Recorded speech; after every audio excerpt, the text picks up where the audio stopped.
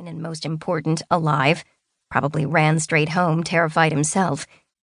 She wanted to feel relieved, except she couldn't move. Frozen with her foot pressed so hard on the brake her toe touched the floorboard. She closed her eyes, waiting for her racing pulse to slow, but thoughts of Chance pricked at her like the shards of glass that littered the floor of her apartment. That morning, she had crumpled the eviction notice into a tiny ball and had opened her apartment door, intending to move on, like always. Find another job, get a crappier apartment, whatever it took.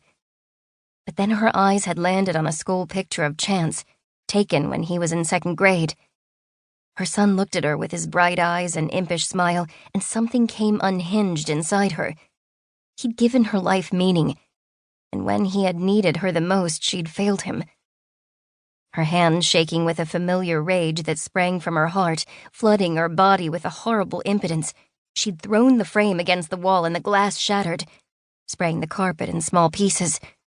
The slivers pricked her skin when she rescued Chance's picture from the mess, but she knew what she had to do, leave and never look back.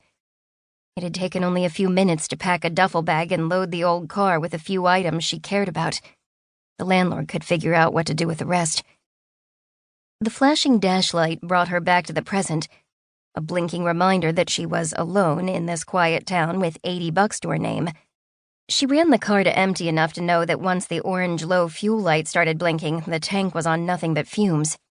She eased her foot off the brake, the car inched forward, and Jess scanned the road ahead. There had to be a gas station here. This town was too far off the highway to be without one. A full tank would buy her a few more hours. Maybe enough to get her to Grand Junction?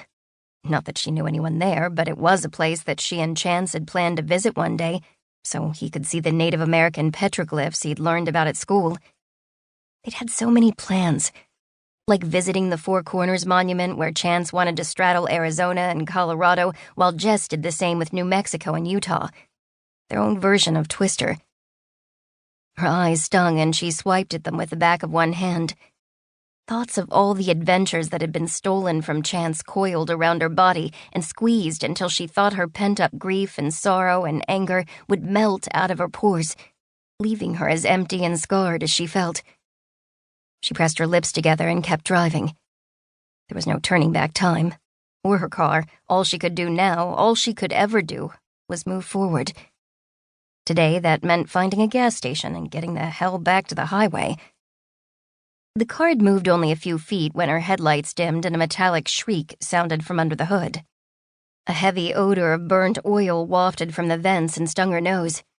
She groaned. The car had needed an oil change months ago, but she'd ignored it because she hadn't had the money to spare. Without a high school diploma, Jess worked to pay her rent and eat, which usually left her no more than a couple of months ahead of broke.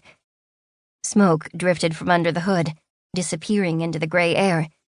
Could nothing go right today? She pulled into a parking spot on the street, but before she could turn the car off, the engine sputtered and died. Damn! The flesh across her wrist burned with a sudden itching that made her scratch the skin until it turned bright pink. Alone and stranded in a cowboy ghost town, she slumped forward under the weight of everything she had lost this year alone. Her job, her apartment, Mr. Kim, the first friend she'd bothered to make in 8 years. Her forehead dropped to the steering wheel and the plastic felt cool against her skin.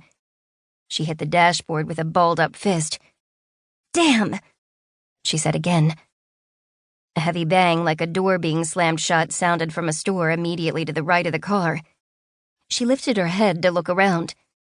A cafe, a coffee shop, and what looked like a second-hand store lined the still empty sidewalk, all with black and white closed signs turned outward. Very weird. She looked through the passenger window and up toward a glass door with the words Mountain Market spelled out in white lettering. The same closed sign hung on the door, tapping the window as though it had just been turned.